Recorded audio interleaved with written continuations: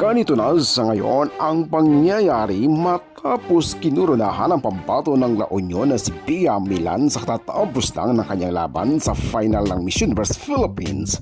Magandang araw sa inyong lahat. Narito ang ating latest update kay Pia Milan, pambato ng La Union sa Miss Universe Philippines matapos itong kinurunahan bilang Miss Universe Philippines at 2026. Ito na sa ngayon ang pangyayari sa kanya.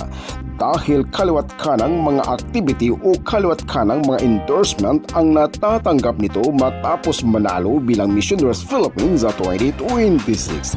Narito sa ngayon ang ilan sa mga kaganapan kay Pia Milan. Panood pa natin. Ako si Kudanter TV.